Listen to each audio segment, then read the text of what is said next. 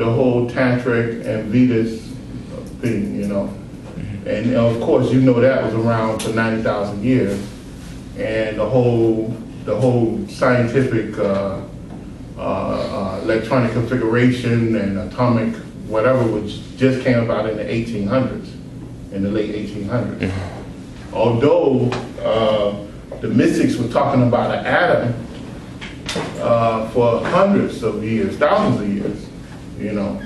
So I think, yeah, I think they copied that from them and just called it a bunch of names. Any other questions? Yes. So does the Akashic record holds future? You mentioned that past everything is a history. It keeps records of everything, every move. Does he also keep records of future moves, like the plan, whatever we have to do with our purpose? Well, if you know the past and you know the present, then you can predict the future. You understand? I mean, I mean, mathematics tell us that, right? So that's the, you know, that's what it is. Now, of course, the future is constantly changing because of our involvement. You know, as we evolve, you know, we change our future. So the Akashic Records is basically keeping a record of past and present. But there's some calculated moves that's made, and I was trying to explain this several weeks ago, I don't know if everybody understood it, that you can look into the future or you can look into time. And there's a difference between looking in the future and looking into time. Now, when you look into time, you look into time because that time cycle that belongs to that particular object or action is fixed. And it's only fixed because of something that happened in the future and it continues to happen in the present. So it's fixed. So when the cosmic masters, like Jesus, Sri Krishna, Buddha, when they came to Earth not because of what they seen in the future, it's because of what they seen in time. And they were able to come in and correct that time, that time cycle, or modify it, because there was no power or energy on Earth that can actually modify it because of what we did in the future and what we continue to do in the present. So can you understand that? You understand that? It's not complicated if you think about it, because we do that in our own life. You know, we may have a family member or even a child, and because of our vast experience that we gain over our lifetime, we see that child going in a certain direction, and we know where it's going to end up at. We know exactly. So what do? We make arrangements to intervene, to change the direction of that child. So, I mean, we do it constantly. You know, we do it with our cars. We crank the car up, and we hear something that's rattling, and because of our past experience, we know that that's not good, because we know the sound of something is the consciousness of that thing. And when the sound begins to fade or go out of whack, we know that it's not, the systems is not working right. So what do? We take it to the mechanic shop. Hopefully it's an honest mechanic. And they say, yeah, you're right. And they move out that part, and then your car go back to here to sound like it's supposed to. And that's because you were able to look into time. Wait, is that looking into time or looking into the future? Is that looking into time or looking into the future? Looking into time. How is looking into the future different then? The future is different is because when you look into the future can be changed in any minute. It haven't been created. You understand? It's still building. It's still, it can be anything. But when you have a set of actions that you know is going to happen a certain way, because I know if I bring these parts together, they will last 6.8 years. After that, I have to monitor it, you know? And if you're into science, you know that. It's just like, I worked at the nuclear plant for a while, right? And we would have light bulbs that we know that would last for 40 years. And we will only use those light bulbs that we use, you know, they don't sell it to you all, of course, but they had light bulbs that would last for 40 years. And so we had a setup. I was working in startup operations. So when we had everybody come in and put these different machines, we had timetables of how long those machines would last. And it was down to almost to the exact minute. Now with the light bulbs, every 5 years we would go and look and examine those light bulbs for any type of manufacturer defect.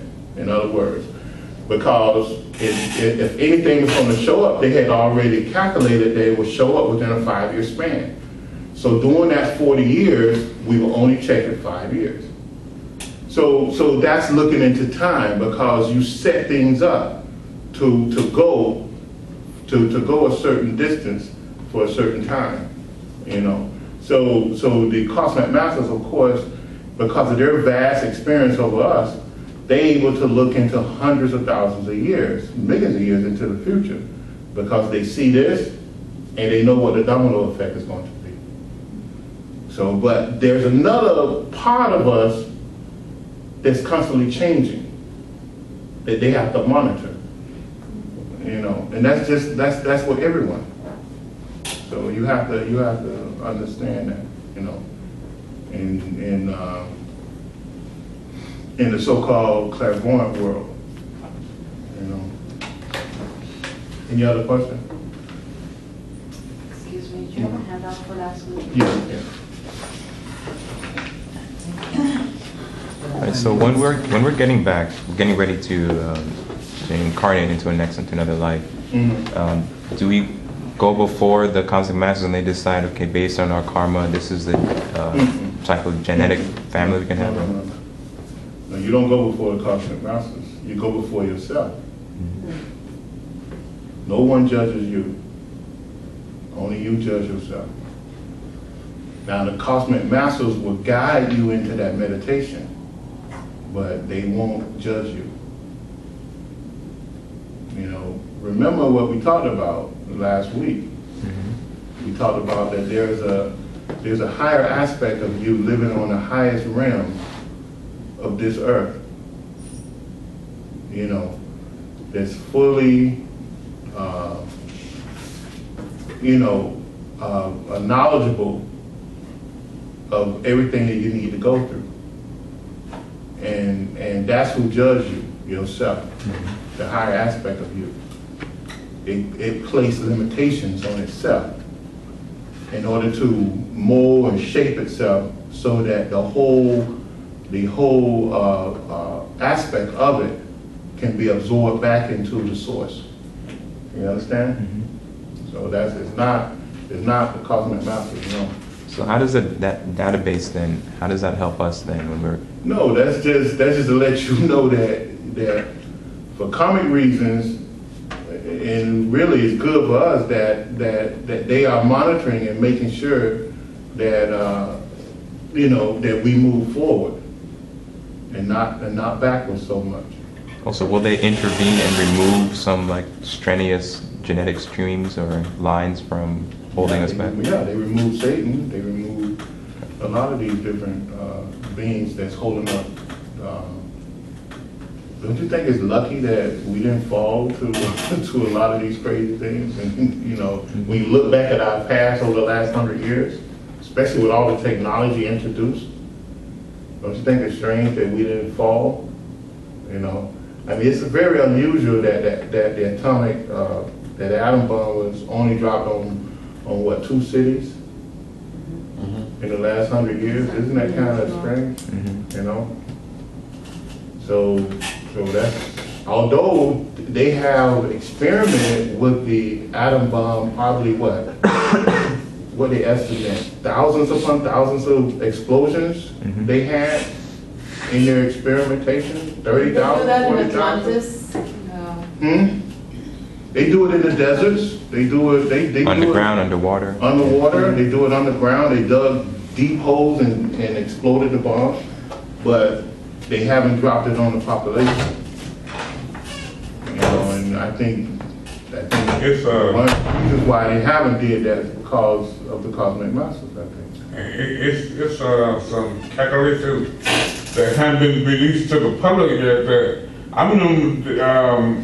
I think I was going to school during the time they did it. They dropped a bomb on the island. There was no humans on the island, but there was some monkeys on the island and some little creatures, and all of them were mutated.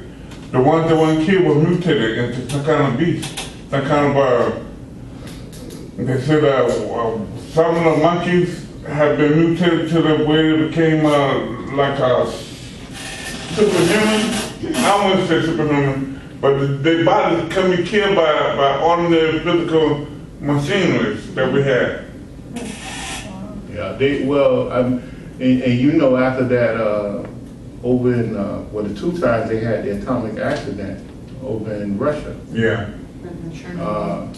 Chernobyl, and then they had one in the 50s too, in the mid 50s, and no one knew about that.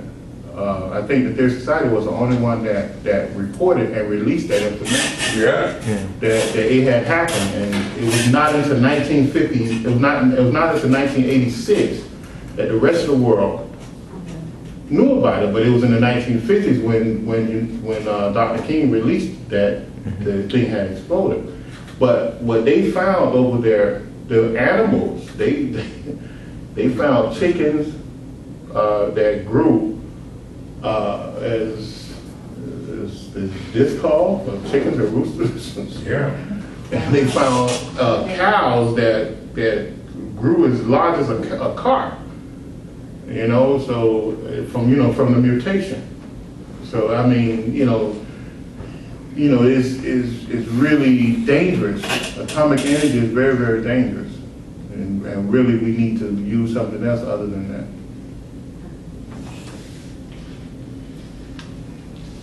Okay. Where did we leave off last week? We got way off, did we? We're not going to be able to cover all of this.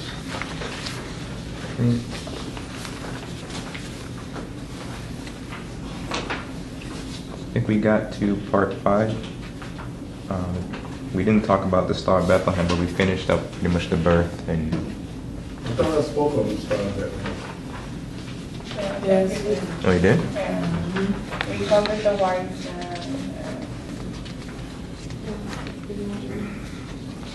I think we're at 8.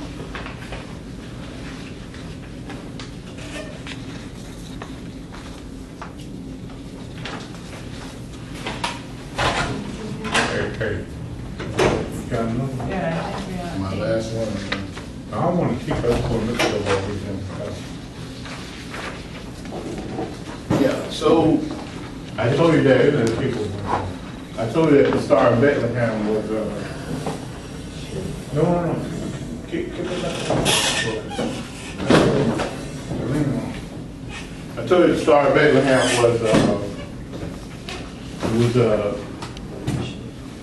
spacecraft. It was not a star. Of course, we know that. It's the only possible thing it could have been.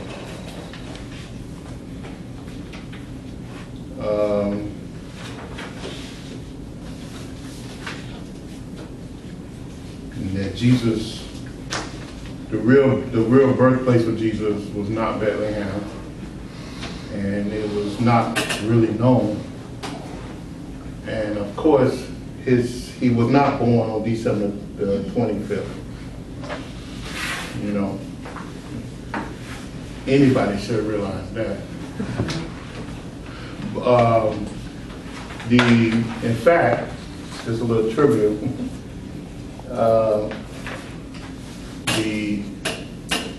The Catholic Church and most of the Christian churches around the world, they have some type of collaboration on these things. If you look back in history, they actually had 134 birthdays of Jesus celebrated over the last 2,000 years.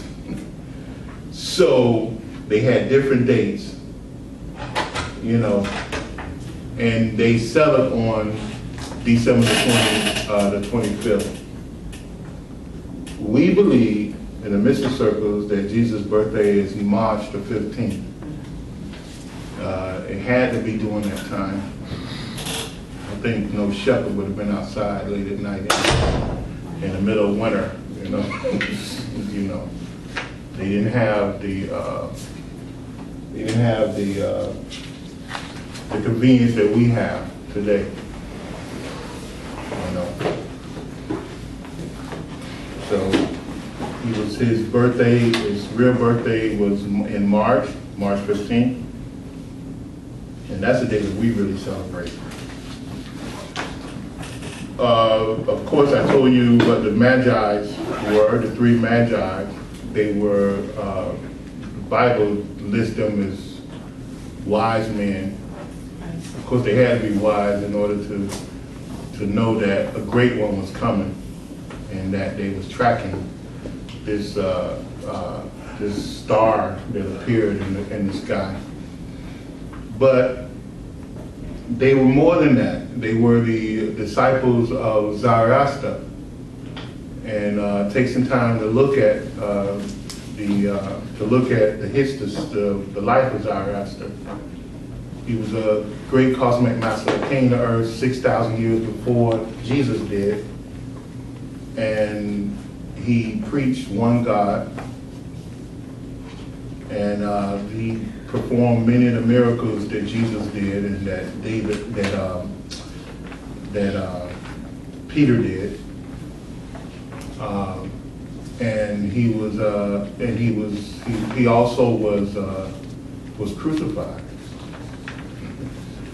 and he also resurrected.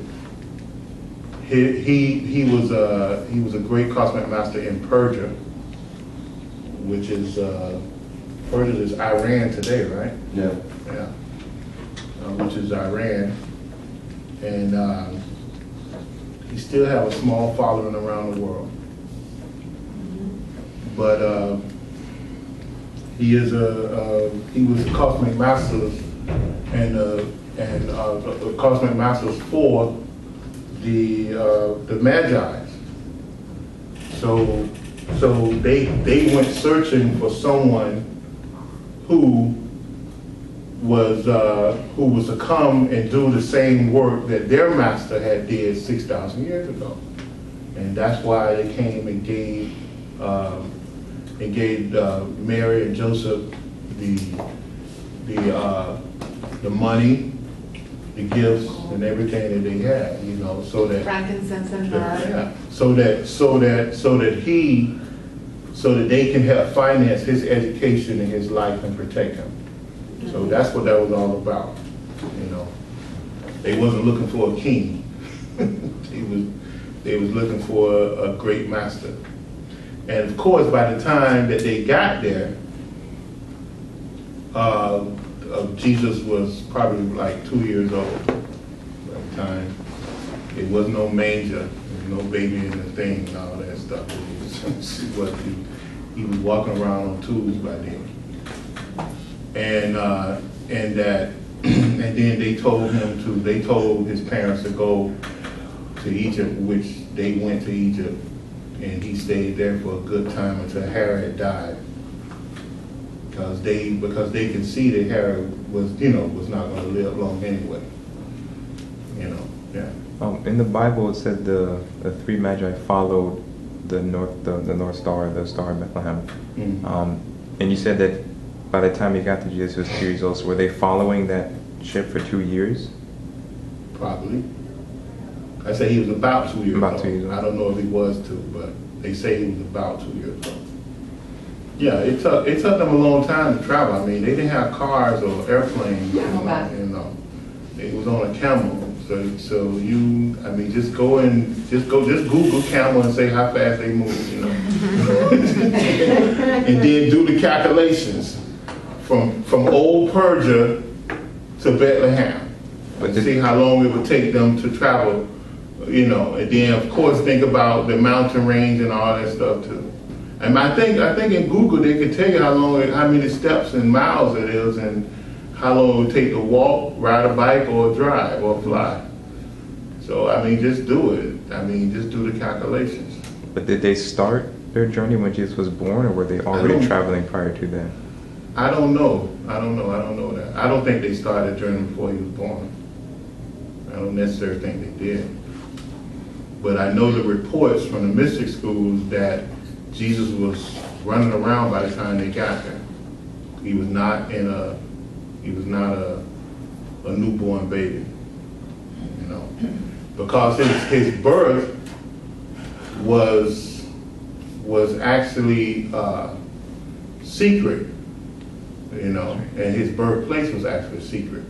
And I think of course the Catholic Church being a great marketing corporation, you know, the whole Christian body, I think they did that in order to, you know, in order to market the whole thing. Everybody likes a little baby. You know, you see a little baby, everybody lights up, you know, so of course they did that. It's a marketing tool. You know, of course he was walking around by the time they got there. You know, so I don't think, and then you have to think too that, and all this was done with the knowledge of just a few people. You know, because Jesus' mission here was to break up a black magical hold on a race of people, not a race of people, but several races of people. That was his mission here to earth, to stop a great catastrophe, because the Roman Empire was headed down a road that was set to earth back maybe thousands of years. So he had to, one of his main missions was to break all that up and give mankind a chance. You know, so that's why he came here as a master of love. You know, he fought a battle without, you know, without actually shedding blood of the people he was fighting. You know, so that was his mission. So his birth could not be made public, although the masters before him, in the days of Jeremiah and Samuel, had predicted that he was coming, but they never gave the exact time. You know, so his birth could not be known to everyone, you know, because there was forces that was against him, and they would have tried to take him out, as though they enchanted or cast a spell over King Herod to have him kill all those babies. You know, from 1 year, from 0 to 2, remember? And you said before that they think Jesus was born in England. Could it have been possible that both Jesus' family and the Magi were following the North Star to meet at that rendezvous in Bethlehem? It's a possibility. It's a possibility. It's a possibility. But if you remember, I mean, and you got to think, you got to look at things, and we have a good advantage point now. When you look back, who did the Christian doctrines transform? The Western world. The Western world, not the Eastern world. They transformed the Western world. And although you had, you had Rome fall 300-400 years later, right? Which I think was the effects of Jesus of Jesus coming, right? Because you had this Christian Renaissance. You had, they came out and fall. Although they tried to keep them down for all those years, but they couldn't do it, right? And you had the rise of the British Empire, right? Who controlled what? what percentage of the British Empire controlled? I mean, the known world is. Yeah. I mean, all the way up to the 1800s, they controlled 1/4 of the world, which they spread it. With that 1/4 of the world went the Christian teachings. You know, I mean, and so strong it was that, I mean, even the Catholic Church is what, 1 billion people, 1 billion people now that practice Catholicism. Yeah, those are the new figures. So, you know, that's just Catholics. That's not Protestants. You know, that's not the other sects of Christianity. So one, I mean, his teachings went exactly, it spread around the world. His teaching of love and, love your neighbor and all this stuff, even though, probably, 10% of them practice it. But at least it's circling around somewhere in their head and their aura, but the teachings are there. So I mean, that was his thing, was to change the atmosphere of the world to extend the life of humanity. So that was, that's one thing that he did. Yeah. But wouldn't there be a problem with the way that the teachings were spread in the first place? Because a lot of Catholicism was spread through killing people, through massacre, through rape. So wouldn't that be counterproductive to some extent? Yes, extent? it would. I didn't say that it was perfect, but of course, the thing that scared me about Christianity when I was a young boy, I read. I think I was like 13 years old. I was in the library reading, trying to understand it. And I read this book that said, I got to the end of it, said Christianity was established by the blood of the sword. And that's how it was established, even in this country, with the French, and the John Smiths, they killed out a whole bunch of Indians and everybody else that came in order to make them follow Christianity. But of course, I don't think every Christian person believed that was the correct thing to do. And I mean, we had an example of that several years back. What was that? Was that the Quakers or the Amish people that the man went in there and killed a whole bunch of people inside the school or something? Anybody remember that incident a couple years back? Up north somewhere? In the northern state? It was the Amish? Yeah, he stormed the schoolhouse. Yeah, he stormed the schoolhouse. And what did they do after he did that? Well, they knocked down the school, but most importantly, they embraced his wife. They went to his wife, his family, embraced him, tell him how much, they love him and everything, They showed no violence, I mean, those are true principles of Christianity, So it brought about that. Now, when you think about stuff like that, even though the full Catholic Church, I'm sure there's sects in the Catholic Church that's holding the light, and then there's some that's holding the light of the devil too, and that's in every Christian church, and you have, even in the Buddhists, you have some that's holding the light and some that's holding holding the light of the devil too. So I mean, you got that, and certainly inside of Hinduism as well. So, don't think that don't think that the Eastern teachings are, different from the Christians. They got a bunch of idiots there too. Yeah, there's black magic in Hinduism as well. Yeah, big time black magic. So it's there. But when you look at what he did, he came to stop this great catastrophe, and the way he did it, he came as this master of love, a great actor. He was a great actor. He masked his real power, his real feelings, his divinity. He really masked it, because no one really knew who he was and what he was. You know, it was amazing when you go back and look at it, at his life, the way he did this.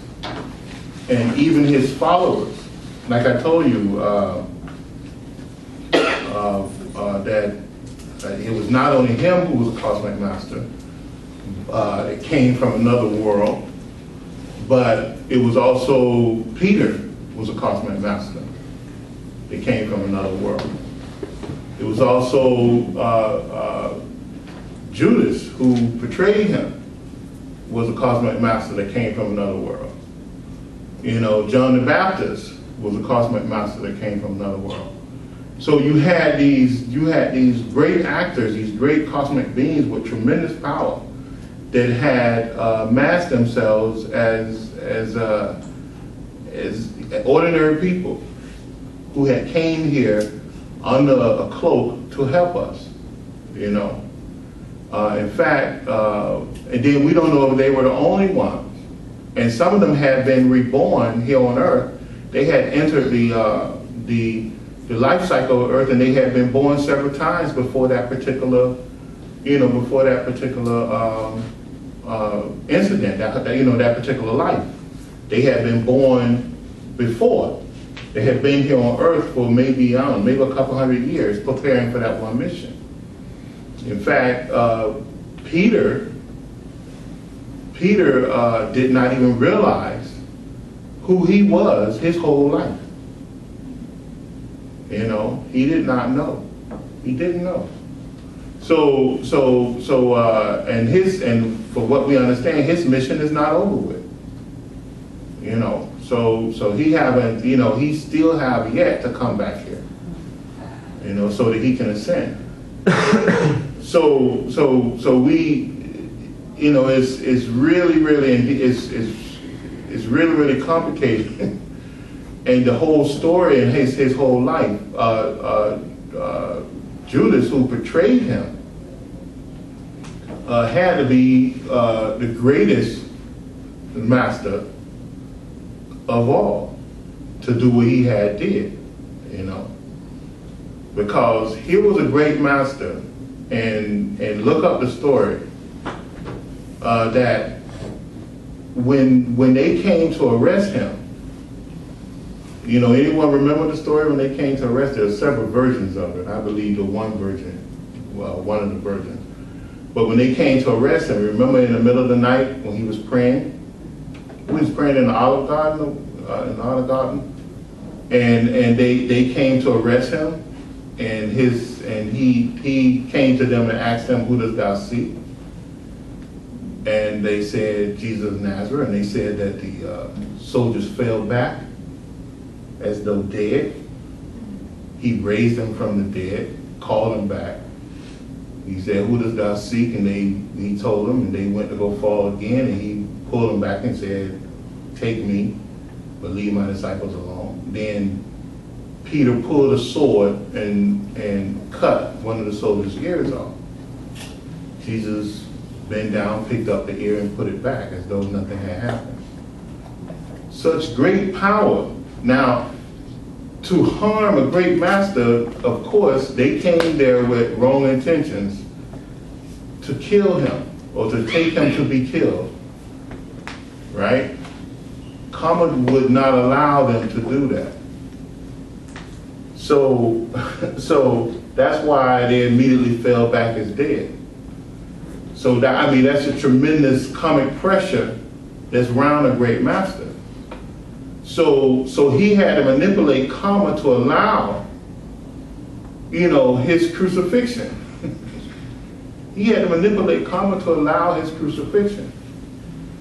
So as he went forward, going through all of this, Peter had to deny him. And Judas had to betray him. There was a manipulation of karma to allow a certain action to take place. And then he had to go before them and not show his power. He had to make them think that all this power, all this raising of the dead and healing of the sick was just totally the imagination of all the other people out there.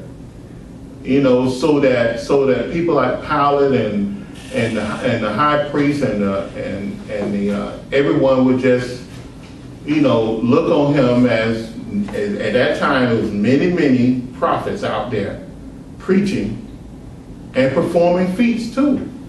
You know, go back and look at the other history the other books and histories that was surrounding Jesus' time, and you'll see that there were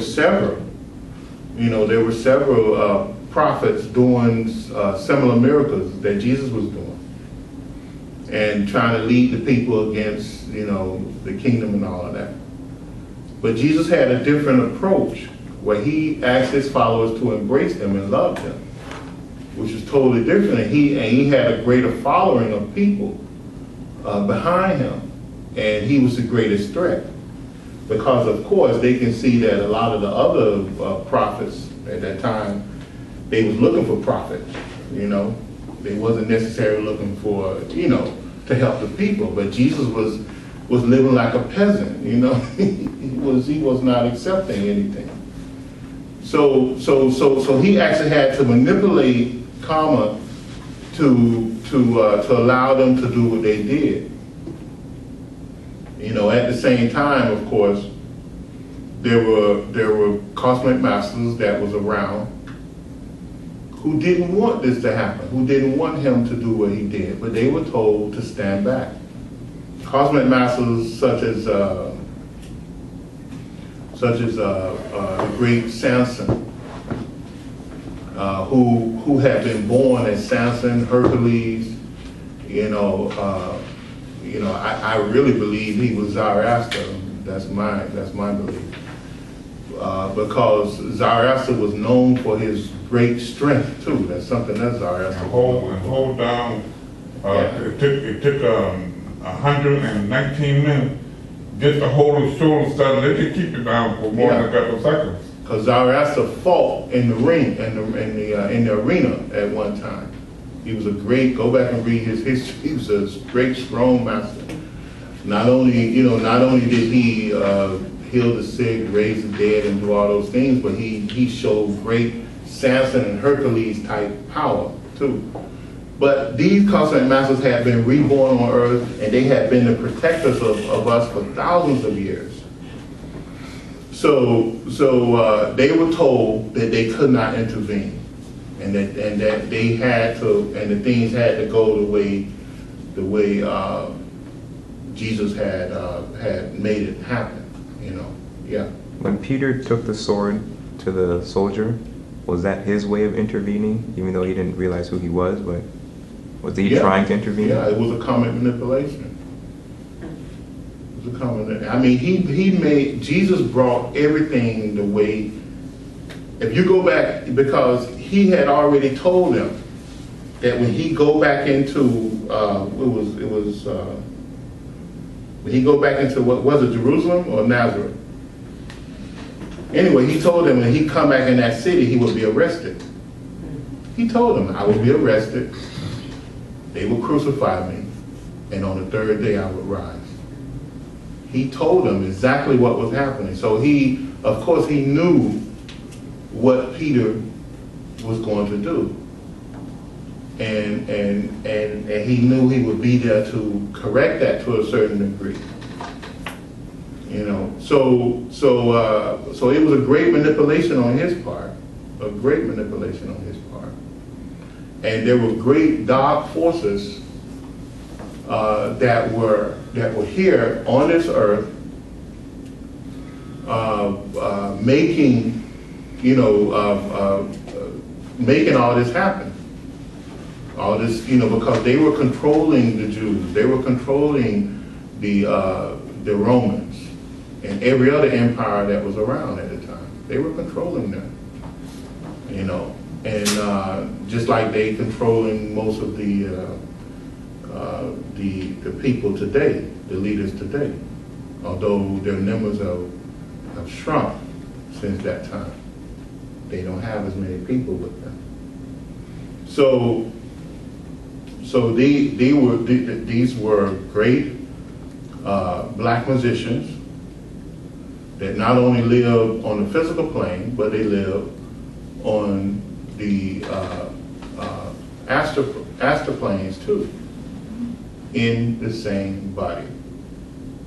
Been in the same body since the days of Jesus. Same people. You know, so you have these you have these evil beings the same way you have the hierarchy of this earth. You have these evil beings that in fact the Their Society was not the only one to talk about them. Alice Bailey talked about them, the Tibetan who spoke through her. He talked about them. He said that there were 12 individuals of evil power that's been living here on earth in a physical body. 6 from the east and 6 from the From west. the west, yes. That's been living here for countless centuries. You know, and they were responsible for the death of Jesus. See? So, and he wrote that probably she wrote it probably almost over 100 years ago. Mm-hmm. And of course, Myra Blavatsky talked about them as well. You know, and other great masters talked about them. And we know where the seat of evil is. Anyone know? China. China. The seat of evil of this world is in China, and it all makes sense. You know, so they have been there for eons. For eons. That's why you have the crazy. One of you all was asking me about what was the other night? The destiny, the spirit of destiny, or whatever. Oh yeah. That was you? Yeah. Yeah. And you have these crazy legends. They're not so crazy now when you start thinking about it. The spear that actually stabbed Jesus in the side. You know, so and I told you that legend came from those 12 individuals who have been living for eons. In fact, they're still alive now. They're still alive now, all 12 of them. Yeah. Yes. But Well, one of them dead. Yeah, because Dr. King dead. Yeah. Maybe more than one is dead. But that's where that came from. You know, it was reported that the soldier who actually speared Jesus was one of those individuals. You know, in fact, even in the Catholic Church, they allude to that. You know, So being in possession of that sword? No, that particular individual was never died. In other words, he's still living today, lurking and hiding in among us. So, in fact, there was a movie. I don't know when the movie was made in the 90s or the 80s. I don't remember. Either the late 80s or early 90s. It was called Seven Signs. Anybody seen that movie? Mentioned that, yeah. Seven Signs. Who was the actor in that movie? There was a lady. I think it was Brad Pitt. Well, it wasn't Brad Pitt. It was. Who was in that movie? Yeah, the one who's married to that young guy. Not Demi Moore. Yeah. Yeah. It's the seventh seal or something like that. It was a seven. No, it wasn't Seven Signs. I don't know. I'm not sure, but I kind of feel like it's the seventh seal. Huh? I really think it was the seventh sign. It was a Seven Signs. I really think You could look The it up. seventh sign, no? Yeah, because it was something out of Revelations, right? Right. Yeah, it was something out of Revelations. Anyway, in that movie, You have a smartphone too? I don't. Mine doesn't have in that movie was based on the Torah. Part of it was based on the Torah, and the other part was based on the Revelations, because they say the Revelations is a translation of some type of book from the Torah, even though it was in the New Testament, because the Torah told the coming of a great one or whatever. So in that movie, the man who actually go and take the spear and stab Jesus, he shows up 2,000 years later as a priest, as a high-ranking priest next to the cardinals and the bishops, of the Catholic Church, hiding there, and he, he wants this end of times or end of world to happen because he's tired of living. So he wants to die. So they put him there to research to see if the 7 signs are happening. Is it really happening?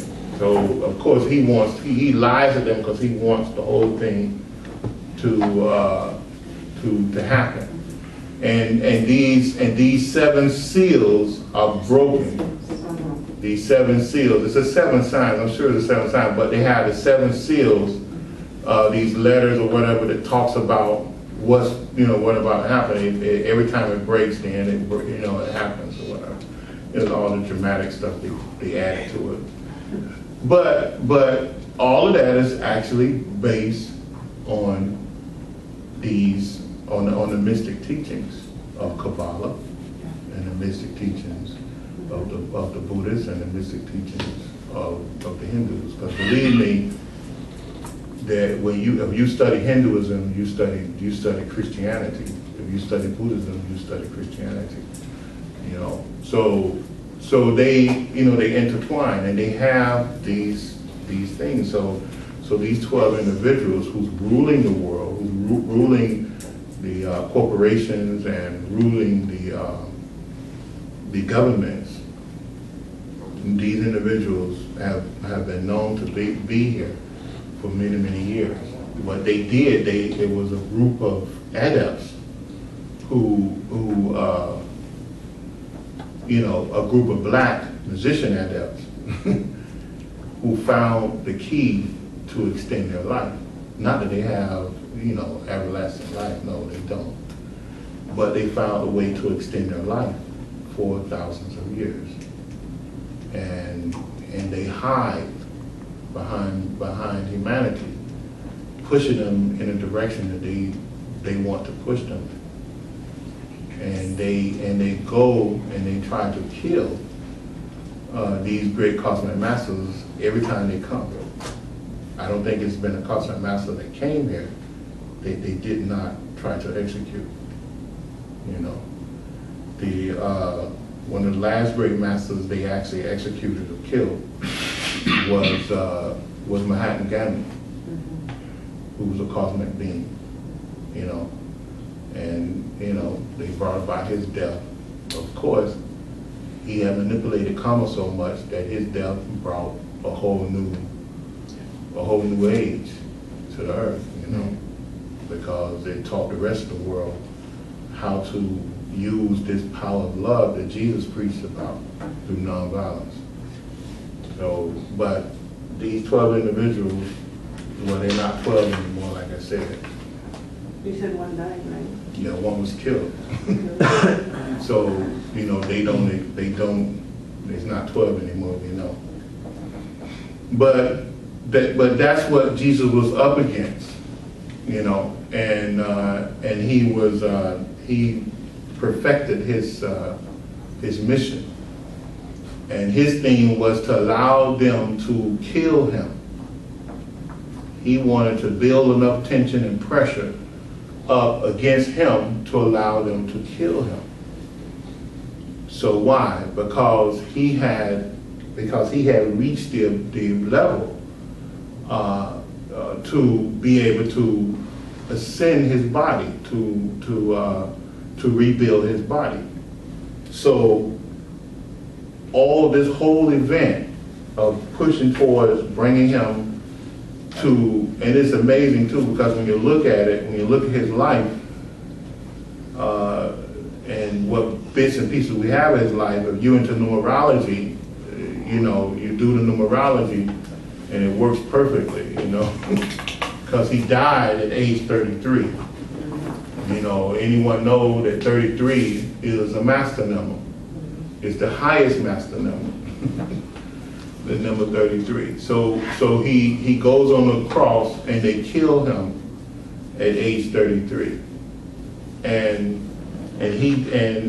once he released from his body, he steps out of the body and he rebuilds his body. He rebuilds his body into a risen body. Then he steps back into his body and he moves around man again, you know, as this risen, you know, in this risen body. Now, a risen body is a physical body, but it might be, just to give you a small description of it, is physical, but the internal structure of it is etheric in a sense. So he can in that body he can move from realm to realm. In other words, if he wants to go to the Lord's realm, he can just teleportate there. He can just change his vibrations and go to the Lord's realm, or he can change the vibrations and go to the highest realm. You know, that's the difference of a risen body versus a fourth aspect body that we live in, you know, which we have to go through a separation of consciousness in order to move to the astral realms or the higher realms. We have to bring about some type of astral projection or etheric projection in order to do that. But in a risen body, you don't have to do that. It's like you just walk through the door. And he have took all the energies and have concentrated them into his etheric or risen body. So there's no need of an aura that pollutes the atmosphere. He contains all energy within him, and he directs the energy to a single purpose. You know, so he's not wasting energy the way we may. The way, you know, every time we move around, we letting off these fumes, and it's something too, because we build our vehicles the same way to pollute the earth. You know, the same way our bodies pollute the earth. You know, we pollute the earth with this mental negative energy and very few positive energy. The cars we drive pollute the earth in the same way.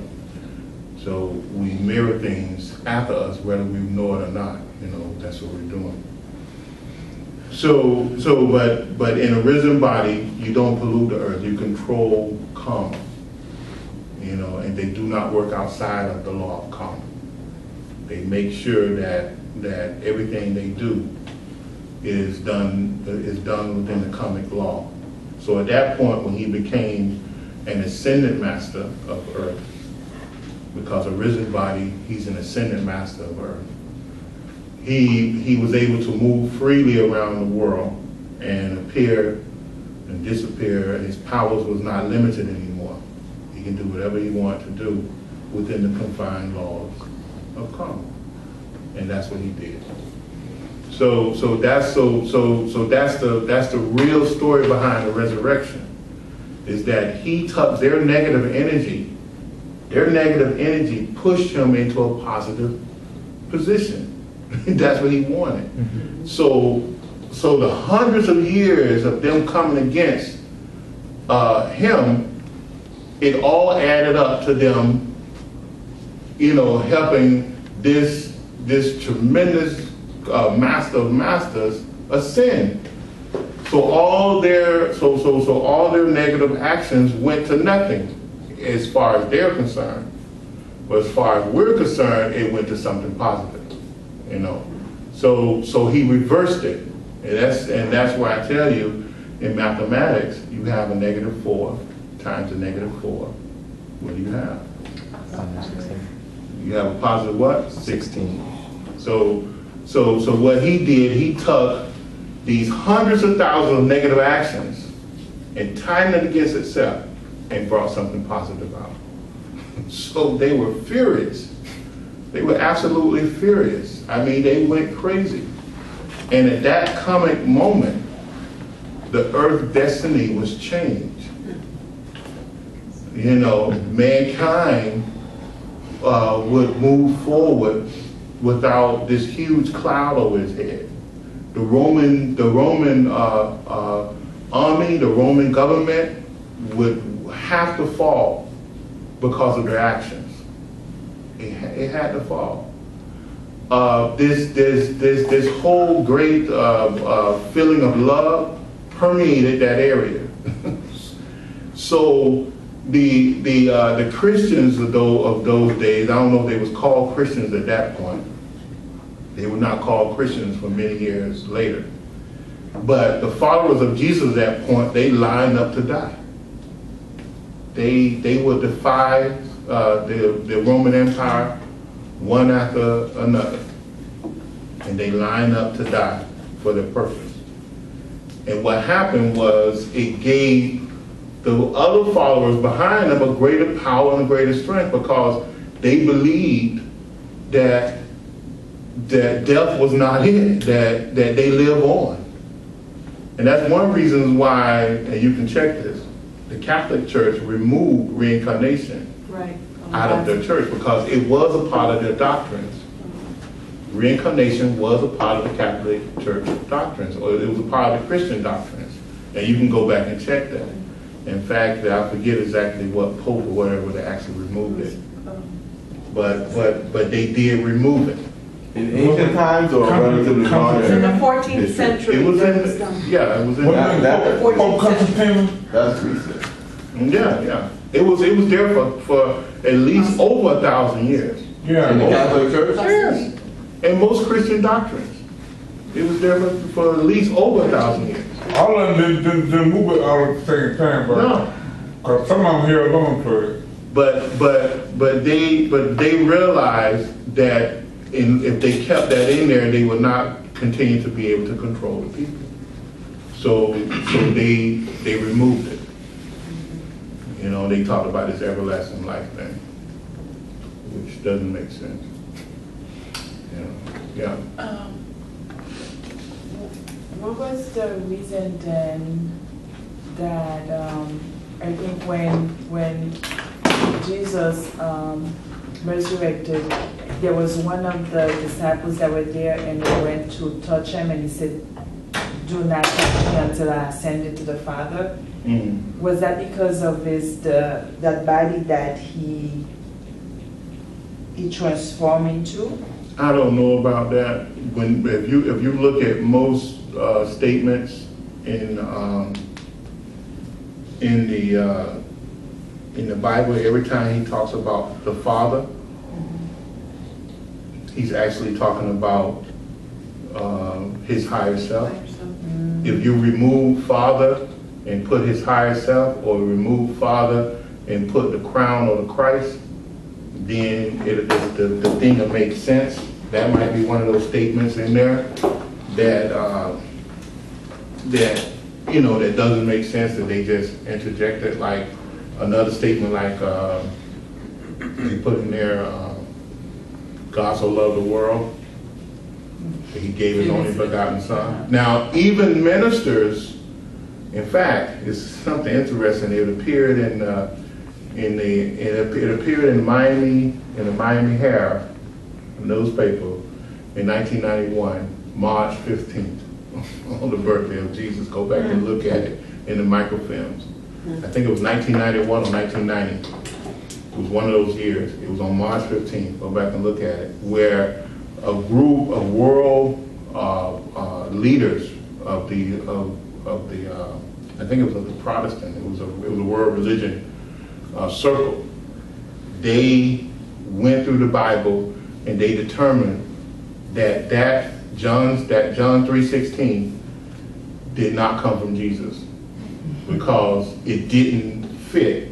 When you read the body of the text, he never spoke about himself in such great authority. He never did. He was a humble speaking person, and he was a teacher, so he never spoke as though it's him or no way. So they came to that conclusion. I remember reading that in a newspaper, and I was shocked, because the reason why I was shocked, because it came on March 15th. The article came out on March 15th, which is his birthday. So I thought that was a good present for him, But he, you had those statements, but if you remove that, and he was speaking about that, he spoke about his father as though a higher state of consciousness. Now, some mystic circles say that when he first came out, when he first resurrected, some of them claim that his, which I don't agree with, that his astral body and his etheric body had not mended well, had not finished the completion with his physical body. That's why he said, "Don't touch me." I don't believe that. It doesn't make any sense. But you'll see that in some writing. But no, he stepped out of the body after they killed him. Of course, they pushed him out of the body, and he rebuilt the body and stepped back into the body. It was a risen body. Now, he could have, if he did make a statement like that, maybe he had erected a force field around himself so that he don't hurt the people who came near him. Because when you have an ascended master or a cosmic master in their full radiance, you can burn up. Because right now I'm speaking to you. I'm giving you a part of my Kundalini. You understand? So what happens? You actually, the thing that allows me to communicate to you is that right now, if you look psychically, you will see a third entity in this room. That third entity in this room is all our auric bodies or auric fields have connected itself together, and that's how we're communicating. Now, what are we doing?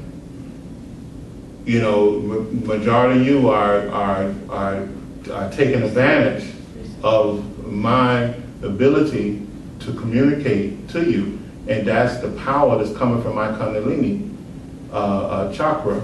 Is my consciousness, which Kundalini is a vehicle of consciousness, is being transferred to you.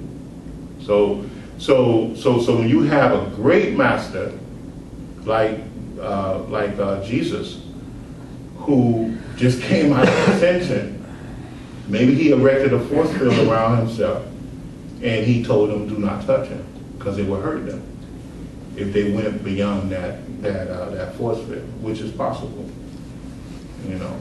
But in most cases, you just have to read through the Bible, and you'll see. But you have to interject and put back certain things, because certain words are codes.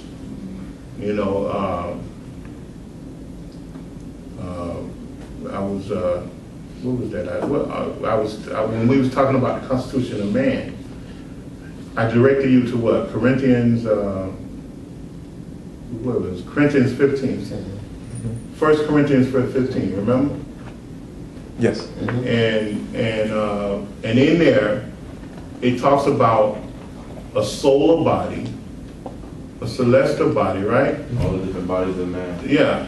So a lot of the stuff I'm teaching you is not foreign. It's there. You just don't see it because you haven't been taught to see it. You haven't been taught the code. But it was Paul. It was Paul who once was Saul, who was a later apostle or disciple of Jesus. Everybody know the story of Saul and Paul, right? Right? Saul was a soldier. Huh? Wasn't Saul a soldier? No, he wasn't a soldier. He was Attacks him. he was a great scholar who was given the he was in some type of governorship, who was given authority to kill out the Christians, to rid the earth of all the followers of Jesus. So he had soldiers to do his bidding for him. They took direction from him, and he had went around killing hundreds, maybe thousands of followers of Jesus. Because after his death, people just went to the teachings of, to the followers of Jesus, to the 12 disciples, and they went following them. And they had a massive following. So of course the king at the time ordered the death of these so-called Christians. They wasn't Christians then, but they were the followers of Jesus. They became Christians through Saul, because Saul was converted. That's a great. He was on his way somewhere to kill some more of these people, and Damascus? yeah, I guess it was, and he was blinded, and then and then one of the someone was told to take him and heal him and teach him, and Jesus had spoke to him at that particular time, and he became this great disciple of Jesus that had never really seen Jesus. And Paul was very educated, so he wrote a lot of books. He wrote a lot of books, a lot of letters that became books, in other words. He wrote a lot of letters, and in fact, he went to India. He traveled around the known world preaching the gospel of Jesus. And when he went to India, they said, "You're Christ-like." And that's where the word Christian came from. Christ-like turned into Christian. So then the followers of Jesus was known as Christians, and he wrote a lot of books. He was well educated around the world, so he did a lot of the teachings. And in Corinthians is Paul, Acts is Paul.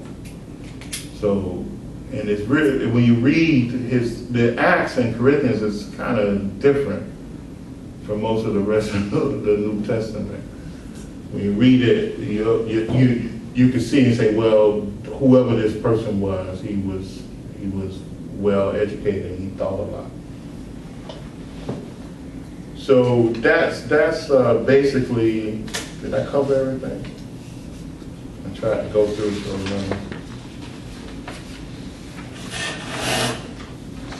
In here, I tell you that you can go back and look in the Bible, the so-called 39 miracles that Jesus did.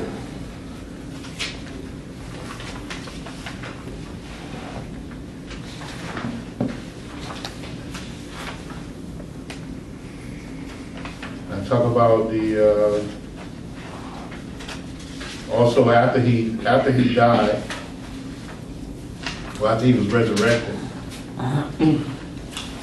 he roamed around for 40 days. He appeared before people for 40 days after he died. I mean, large groups of people too.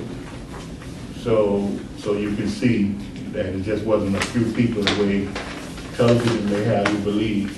It was he appeared before hundreds of people.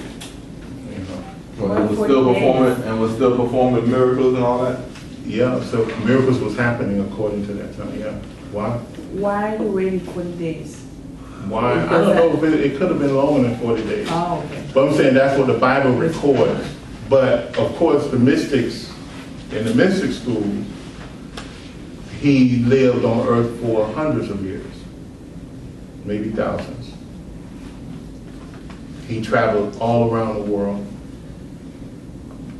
as an ascended master, and he appeared to many, many nations.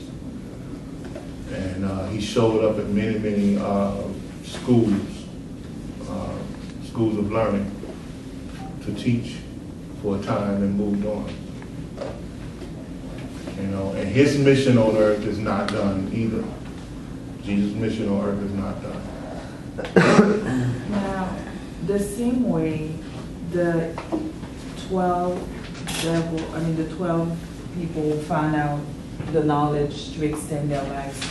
Why can't these people be defeated? Can there be that knowledge be accessible to other human beings, but to do good to defeat those people? Yeah, well,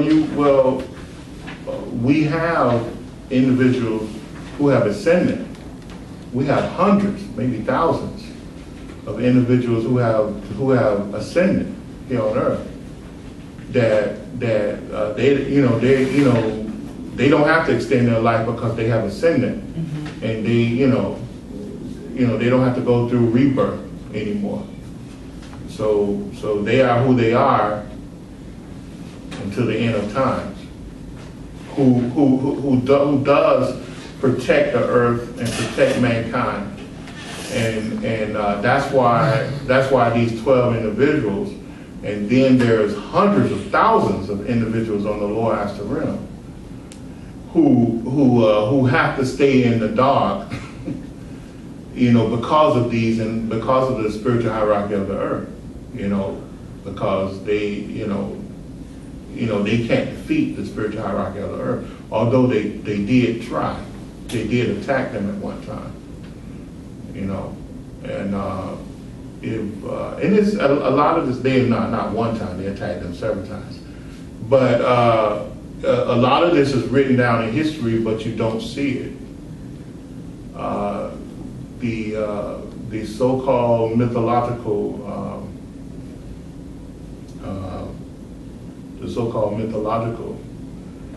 stories are really stories of some of these attacks that was made on the spiritual hierarchy of earth or on great holy places or whatever. Is that the war in the Bhagavad Gita? Is that one of the wars, the war in the Bhagavad Gita? Yeah. Which war? The war in the Bhagavad Gita. Oh. And some of those wars in the Bhagavad Gita was describing the war of Atlantis. Some of those wars describing the war that happened in Atlantis. What is called Ramayan, right? Ramayana. And it was another one. What's the other war? I forget the other war. It was a couple wars there. It was describing the wars that happened in Atlantis. But then there in Greek mythology, you have some of the wars there were definitely the Great Rat Brotherhood and Dark Forces or whatever. Last time you did mention that Satan existed or still exists. Can you? No, he don't exist anymore. Oh, okay. Can you go over that as far as how did Satan was created or came about?